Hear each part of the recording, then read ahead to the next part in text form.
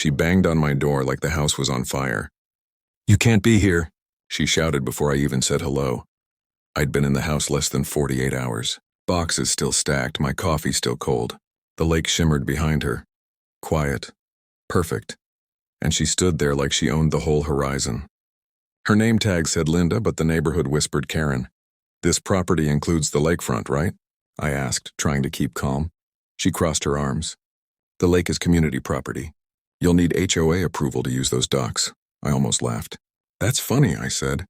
"Because the deed says otherwise." Her eyes narrowed. "I'll be back with the board," she snapped, heels digging into my gravel driveway like she was marking territory. 10 minutes later, 3 SUVs rolled up. Clipboard people. Cameras. Someone actually brought a sheriff's badge, plastic, I'm pretty sure. They circled my dock, snapping pictures like it was a crime scene. One of them muttered, "He's already putting a boat there." Violation 3.1. I just stood there silent, watching the sun reflect off the water I legally owned. I could have stopped them right then, shown them the documents. But something in me said, wait. Let them dig deeper. Let them make it official.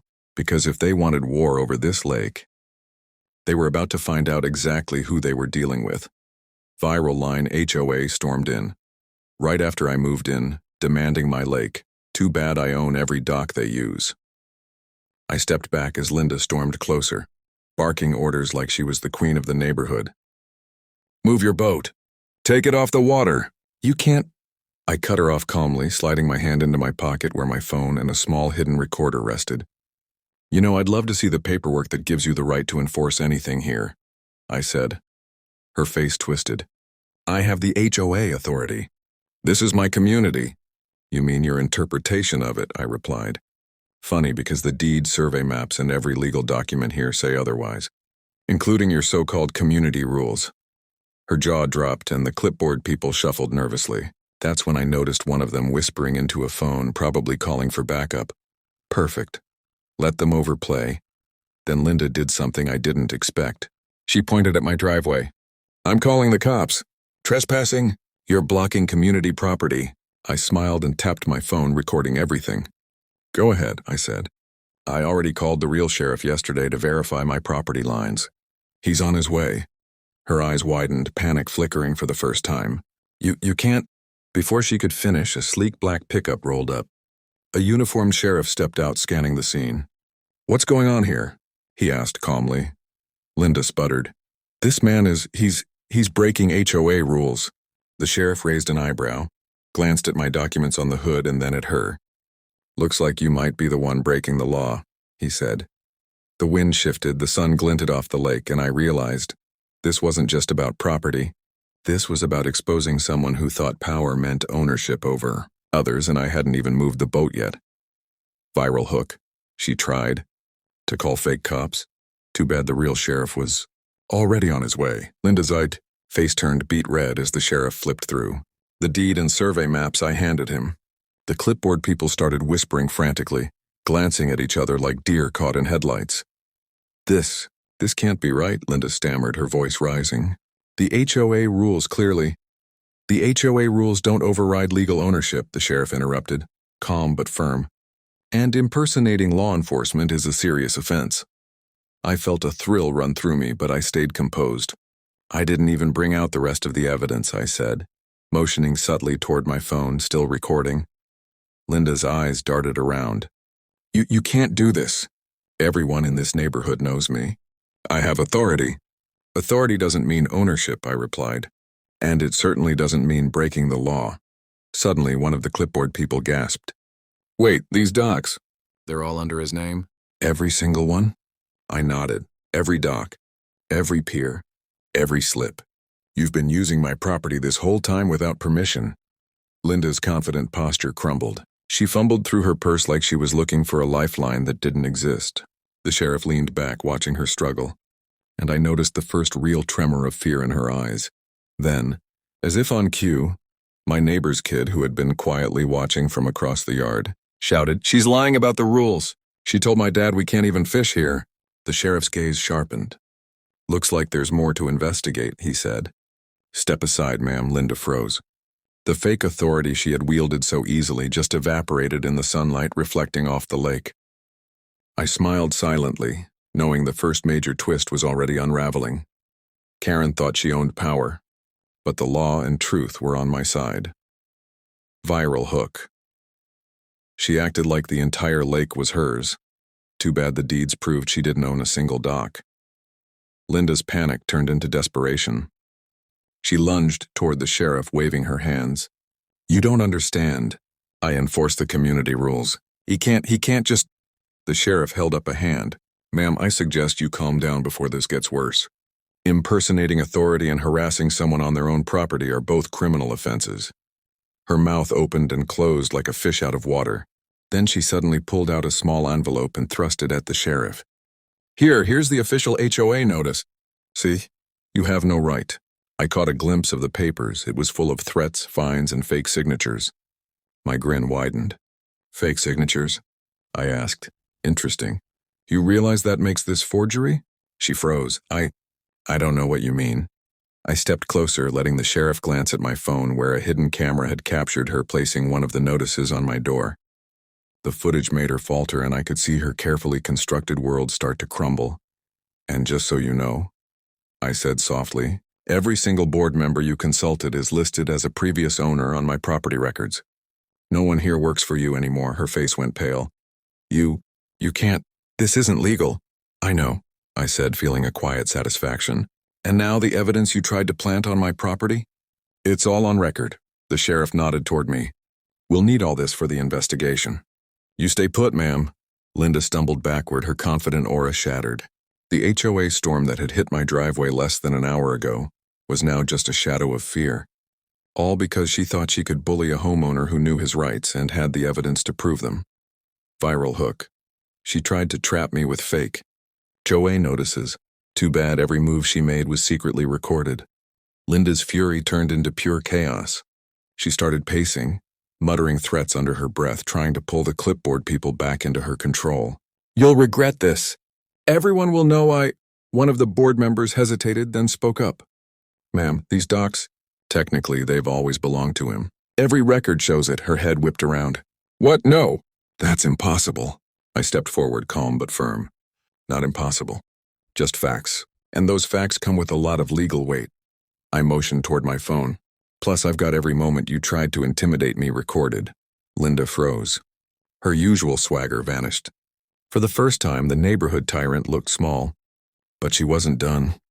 She reached into her bag and pulled out a second envelope, thicker this time, stamped with some official-looking emblem. "This proves—" she started. "Funny," I interrupted, holding up my phone again. "Because that emblem belongs to a defunct HOA chapter dissolved years ago. You're presenting obsolete documents as law." Her lips trembled. They'll side with me." "They always do." Just then the sheriff spoke, voice sharp. "Ma'am, you've already crossed multiple legal lines today. Harassment, impersonation, falsifying documents. This isn't a negotiation." Linda's hands shook and she looked toward the docks. Her eyes met mine as I casually walked to my boat, slid it into the water and untied it. The wind caught her hair. The sun glinted off the lake, and I felt the tide of power finally shift. She realized too late that her control was nothing but smoke.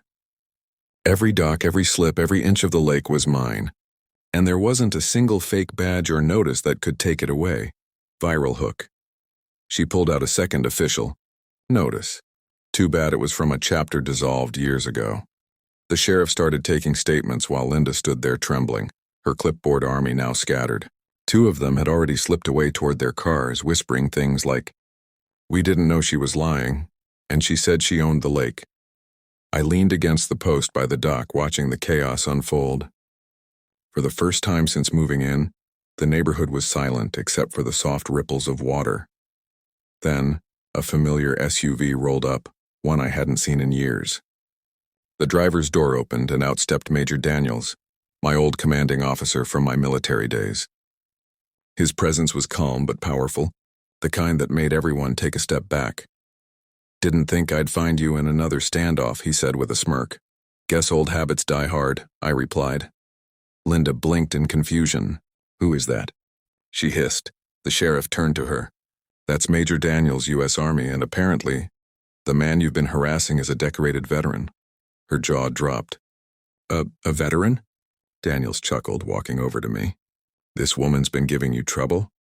Claims she owns my lake, I said. He looked around. Funny. The county records I just checked on my way here say you own the entire shoreline. Every inch. Linda's knees almost buckled. You called in military favors? I shook my head. Didn't have to. The truth stands on its own. Daniels turned to the sheriff. You'll want to seize those fake notices as evidence. And maybe check the HOA's finances while you're at it. Something tells me this isn't the first time she's done this. The sheriff nodded, already calling for backup. Linda's voice cracked. You can't do this to me. I run this community. Daniels looked straight at her. No, ma'am. You've been ruining it. Viral hook. She thought I was just another homeowner. She didn't know I used to train the people who enforce the law. Linda was shaking now, frantic, trying to clutch whatever shred of authority she thought she still had. Her voice hit a high pitch. I'll sue. Everyone will believe me. I stepped forward slowly, letting the sun glint off the lake behind me. Go ahead, I said. But first, you might want to look at this. I handed the sheriff a flash drive. Every single minute you tried to intimidate me, recorded. Every fake notice, every lie about the docks, every attempt to call fake cops. It's all there. The sheriff nodded and glanced at Daniels. Looks like a strong case for harassment and forgery, he said. Linda's face paled. She opened her mouth, but no words came. Her fake authority had evaporated, leaving nothing but panic. Then I walked slowly to the water, untied the boat, and let it drift gently along my docks. The ripple reflected the afternoon sun, glimmering like a subtle warning. No one messes with what's yours. I'll make this simple, I said, keeping my voice low but steady. You leave, you never come back, and you turn over every document proving you tried to take property that isn't yours. That's the only way this ends cleanly.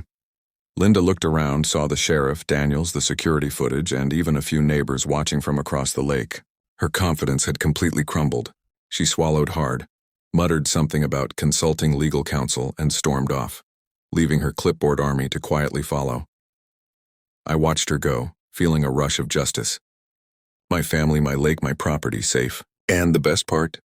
The entire ordeal had been documented, ready to expose anyone else who tried to bully me. Viral hook. I showed the real cops the recordings. Too bad she thought fake notices could scare a veteran. The lake was calm again, the only sound the gentle lapping of water against the docks. I leaned against the railing, watching my family unpack the last boxes, their faces glowing with relief. The chaos of earlier felt like a distant storm, one we had weathered and survived. I glanced toward the horizon, remembering Linda's rage, her fake badges, her threats. But it all seemed smaller now. The truth had a way of shining brighter than lies, and in this case it had scorched every last shred of her power. Major Daniels clapped me on the shoulder. You handled that well. Not everyone could keep calm under that kind of pressure. I shrugged. Years of training. But mostly, knowing what's mine, and knowing I'm not alone if things go south. The sheriff waved as he drove off, giving me a nod that said everything. Justice had been served legally and cleanly, and the neighbors who had peeked out curiously during the standoff were already talking quietly among themselves, nodding in approval. Later that evening, my family sat on the dock, the sun melting into the lake. I poured drinks and my kids laughed, chasing fireflies along the shore. The world felt right. Safe. Free.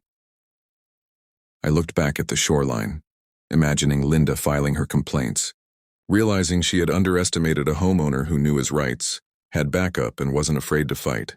In the end, the lake was ours, every dock secure, every inch ours, and the lesson clear. Power isn't claimed by threats. It's proven by truth. Viral hook. I didn't fight for this country to be told I can't enjoy the lake I legally own. Justice was done. The HOA's false authority exposed my family safe and the lake, our lake, peaceful once more.